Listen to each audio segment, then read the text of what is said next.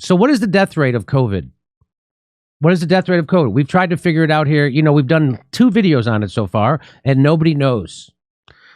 Well, I think a lot of people know, but they're not telling us what the real COVID death rate is. Well, our friend, Dr. John Campbell, over across the pond in the UK, they did a freedom of information request for in the UK from the British government or England government or UK government. They have that also, the Freedom of Information Act in the UK? Yeah, I didn't know. Right? This is when I found out about it through this. So let's watch. John Campbell is going to tell you what the real death rate is in the UK, and the answer is going to surprise you. Here we go. Well, welcome to today's talk. It's Thursday, the 20th of January. Now, there's been an awful lot of debate about deaths in this pandemic.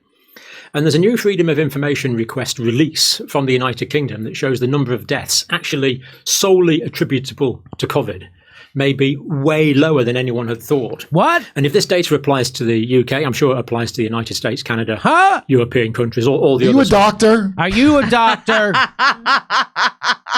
He's no Tony Science. So you mean all the stuff that they've been saying for 2 years straight about the death rate has been bullshit?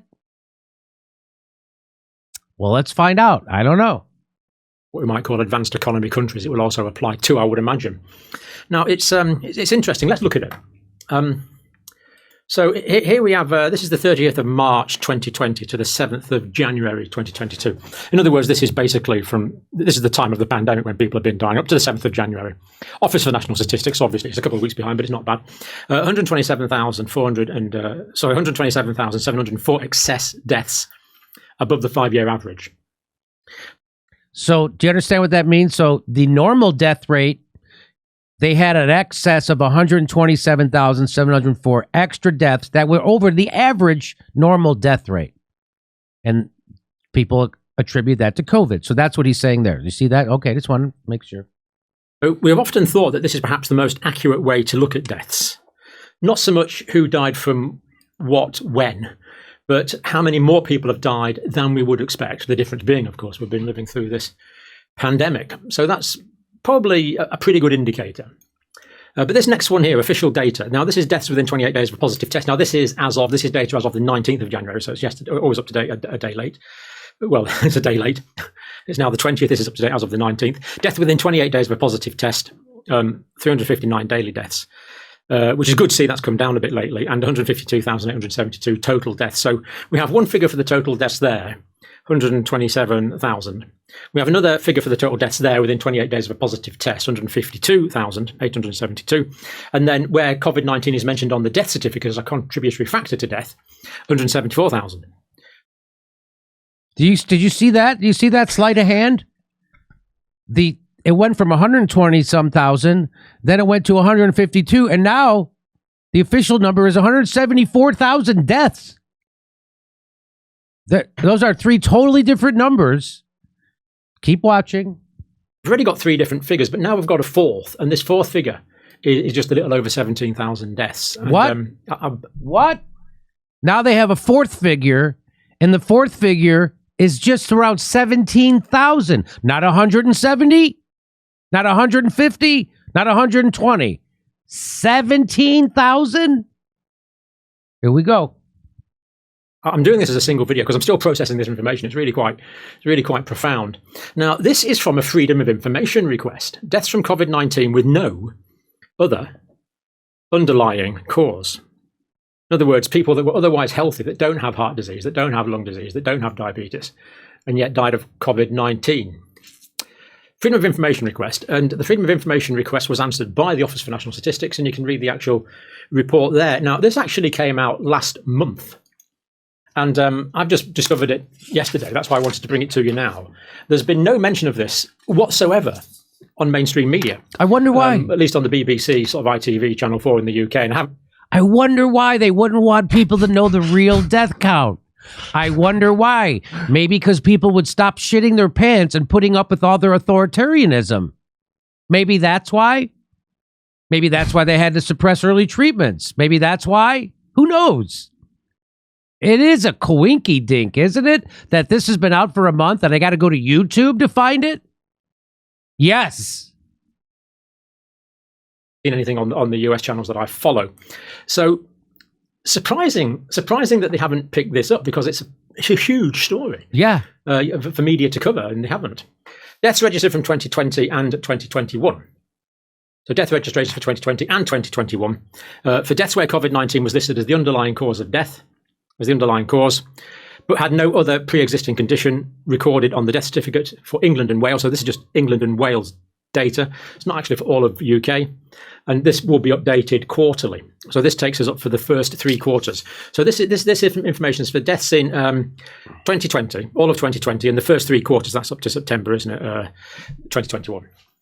And let's look at what it is. And without being melodramatic about it, it's really quite surprisingly low. So here we have deaths for 2020. So the total deaths where COVID-19 was the only cause of death on the death certificate. Therefore, we can assume that the people didn't have comorbidities. So that's for 2020. The total deaths was 9,400. 0 to 64 was 1,549. Over 65s was 7,851. And actually, the average age, when we take all these together, for the whole figures of combined, the average age was about 81.5 years or thereabouts. Now, what's interesting about this number? So of all the people who died from COVID, under 64 years old was about 1,500 people. And of all the people over 65 who died of COVID was around 8,000 people. So if you put these together, and the average age of someone dying from COVID is 81.5 years. The interesting thing about that number is that's older than the natural life expectancy. So we're all shitting our pants over a virus that kills you later than your natural life expectancy is anyway. That's interesting. That's an interesting statistic, don't you think? He's got more to say. So even though these are over 65s, the vast majority of these were much older. So that was for 2020. And of course, that was the first year of the pandemic. We had no vaccines. Treatments were just being developed. Now, first quarter, January, February, March 2021, total deaths from COVID-19, 6,483 for all of England and Wales. 0 to 64 years of age, 1,560. Over 65, 4,923 total deaths. And again, the average age here was around about that 81.5 year mark. The average age much greater. Second quarter, so it's January, February, March, April, May, June for 2021. Total deaths were 346 because, of course, we had a dip then. 0 to 64, 153. Over 65s, 193. So pretty low. The third quarter, taking us up to September, total deaths 1,142. 0 to 64, 521. 65 and over 630. So where COVID-19 is the only attributable cause of death, we see that the rate of death is actually remarkably low. Low. Now, they're still deaths, but it's much lower than we've been thinking, and it's much lower than mainstream media seems to be intimating. So there you have it. You can go watch the full video over at John Campbell's channel. I just wanted to let you know, you've been fair-mongered, you've been lied to since the start of this. Fauci's the biggest criminal liar of them all. Second is Collins, the guy who was heading the NIH, also a huge liar and corrupt criminal. The entire media is bought by Big Pharma. And we've been victims of a scaremongering campaign that has suppressed early treatments and any other treatments for COVID. They've lied about people who had different ideas. They've smeared them in the media. They've called anybody who goes against anything that the establishment says, they've called them an anti-vaxxer.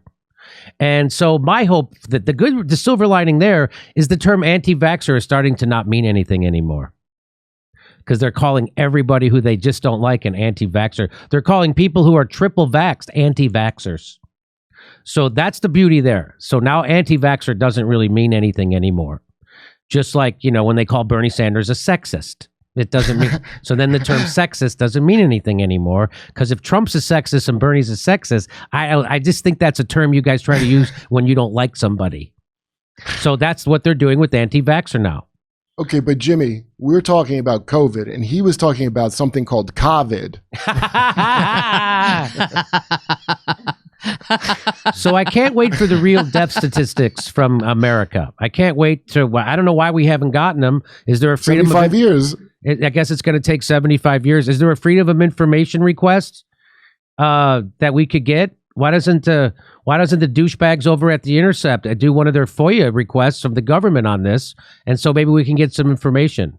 I don't know. Maybe not, maybe they don't want to go against Big Pharma.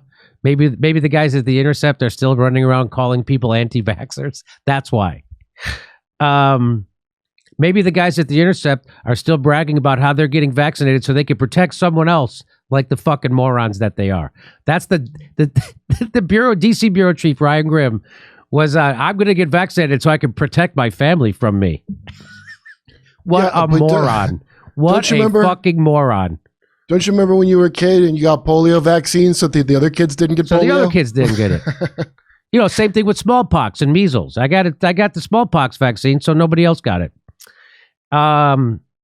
Okay, there you go. So now you know you've been being lied to, scaremongered, and it takes a little guts to tell you the truth about this because people are going to smear you, call you anti-vaxxers, do bad faith videos about you, which they do about me all the time, and I only have to start worrying when they stop because that means I'm not relevant anymore.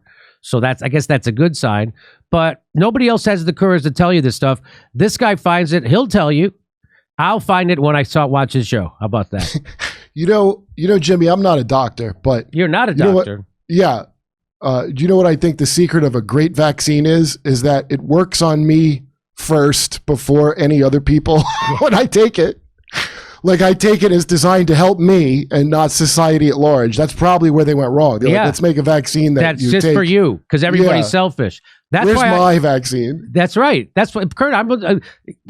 Selfish one. The reason I got my vaccine was 100% for me.